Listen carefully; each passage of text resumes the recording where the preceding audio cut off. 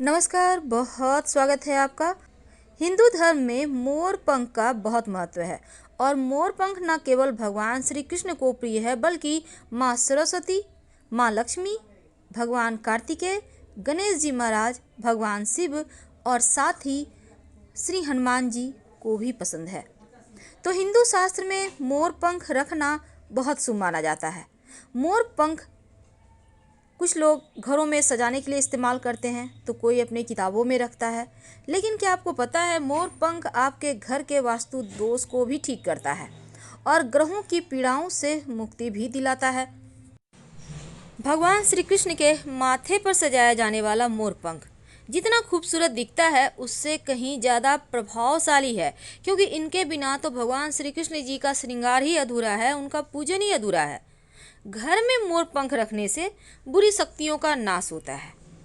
तो मोर पंख से जुड़े कुछ अचूक टोटके और 4 जगह घर में मोर पंख जरूर रखना चाहिए। अगर आप 4 जगहों में से कोई एक जगह भी रख लेते हैं तो आपका घर का वास्तु भी समाप्त होता है और ग्रहों के जो बुरे चाल हैं उनसे भी आप बचे रह सकते हैं। तो ग्रहों के अशुभ प्रभाव होने पर आप एक मोर पंख ले लें और 21 बार जो ग्रह पीड़ाएं दे रहे हैं, अब जैसे कि शनिदेव पीड़ा दे रहे हैं तो एक मोर पंख हाथ में लें और बोलें ओम शनिश्चराय नमः, ओम शनिश्चराय नमः 21 बार बोलें। और इसे जो मोर पंख है इस मोर पंख को हल्का सा पानी में डुबोकर पूरे घर में छिड़क दें और इसके बाद इस मोर पंख को ऐसे जगह छुपा कर रख दें जहां किसी के आते जाते नजर ना पड़े। देखिएगा आपका शनि शांत हो जाएगा, बिगड़ा हुआ शनि एकदम से आपके अनुकूल फल देने लगेगा। अब कभी कभी क्या होता है घर में आकस्मिक तरक्की रुक जाती है, आकस्मिक रूप से बाधाएं आ जाती है, जो भी आपके घर में आप कमाते हैं वो बस खर्च होते चले जाते हैं। तो ऐसे में एक छोटा सा काम करें, अपने घर के मुख्य दरवाजे के अंदर, याद रखिए घर के मुख्य दरवाजे के अंदर ठीक ऊपर बीचों बीच, दरवाजे के ऊपर लेकिन घर के अंदर से गणेश जी की तस्वीर लगाएं। अब ये गणेश जी की तस्वीर छोटा बड़ा आपके ऊपर है, लेकिन तस्वीर की पीठ हमेशा घर से बाहर होनी चाहिए, क्योंकि गणेश जी की पीठ में दैवता का निवास है। और इसके बाद गणेश जी के माथे पर 3 मोर पंख लगा दें। पूरे घर का वास्तु दोष भी समाप्त होगा और तरक्की करने के नए रास्ते भी खुल जाएंगे। कभी कभी क्या होता है कुंडली का राहु ही बिगड़ जाता है, जीवन में बहुत परेशानियां देता है। अक्सर लोग कहते हैं कि मोर हमारे जीवन में जो बहुत ज़्यादा राहु तकलीफ दे रहे हैं, आकस्मिक रूप से दुर्घटनाएं, समस्याएं, धन हानि होते जा रहे हैं, तो यकीनन ये राहु का ही काम है। अगर आपका कुंडली में राहु का दोष हो तो मोर पंख हमेशा अपने पर्स में, अपने पॉकेट में, बटुए में रखें। महिला है पुरुष है हर कोई, राहु दोष समाप्त हो जाए, कार्यों की बाधाएं समाप्त हो जाएगी। अब बच्चे हैं, बार बार नज़र लग जाते हैं, आप सोचते हैं पता नहीं क्यों बच्चा पढ़ता नहीं है, खाता पीता नहीं है ढंग से, तो इस आप क्या करेंगे, अगर आपको लगे कि आपके घर परिवार को अक्सर नज़र लग जाता है तब आप अपने घर के मुख्य दरवाजे के पास ऐसी जगह मोर पंख लगा दें कि जैसे ही लोग आपके घर में आते हैं सबसे पहले नज़र मोर पंख पर ही पड़े। नज़र दोष उनका वहीं खत्म हो जाएगा और आपके घर में आकर आप लोगों का बुरा वो नहीं कर पाएंगे, या फिर उनकी दृष्टि में जो बुरी चीज़ें हैं वो मोर पंख सोख ले जाएगा। बच्चे का पढ़ाई में भी मन नहीं लगता है, तो अगर ऐसा है कि बच्चे का पढ़ाई में मन नहीं लगता, पढ़ा हुआ उसे याद नहीं रहता, तो उनके बुक्स में, कॉपी में आप मोर पंख रख दें। देखिएगा धीरे धीरे उनकी स्मरण शक्ति बढ़ेगी, एकाग्र होने की शक्ति बढ़ेगी और फिर पढ़ाई में उनका मन लगने लगेगा।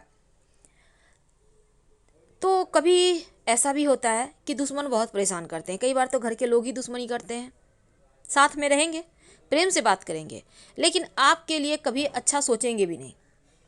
अब ऐसे दुश्मनों से मुक्ति पाने के लिए एक छोटा सा प्रयोग, ये मोर पंख का प्रयोग आपके दुश्मन की बुद्धि बदल देगा।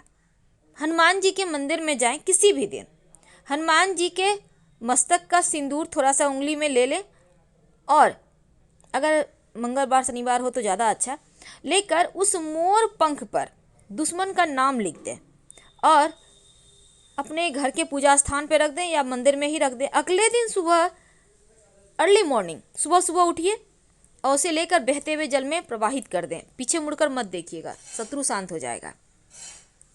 कई बार बहुत कोशिश के बाद भी आपकी मनोकामना पूर्ण नहीं होती, काम में बार बार अड़चने आती है, तब ऐसे में अगर जीवन में प्रेम खो गया हो, वैवाहिक जीवन में समस्या, आपके जो लव है उनके साथ आपकी नहीं बन पा रही, तब आप भगवान श्री कृष्ण राधा जी के मंदिर में जाकर एक मोर पंख उनके माथे पर सजाकर छोड़ दें। 40 दिनों तक वहीं पर रहने दें और 40वें दिन आप वो मोर पंख लाकर अपने बेडरूम में रख लें। प्रेम बढ़ेगा, खुशियाँ बढ़ेगी। जो पति पत्नी में अनबन है वो अपने घर के बेडरूम में पूरब या दक्षिण पूरब दिशा में मोर पंख रखिए, या फिर दीवार में मोर पंख आप लगा दें, या फिर मोर पंख का पंखा लाकर आप अपने घर में सजा दें। ये उपाय करने से आपके रिश्तों की मुश्किलें दूर होती हैं।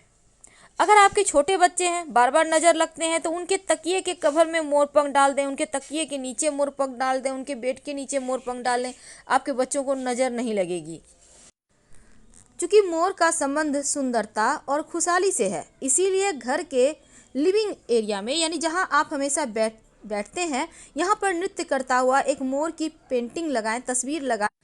चूँकि मोर पंख लक्ष्मी, सौभाग्य, खुशहाली, धन धान्य और संपन्नता के लिए पूजनीय है, और मोर के पंखों का प्रयोग माँ लक्ष्मी की इन्हीं विशेषताओं को हासिल करने के लिए किया जाता है।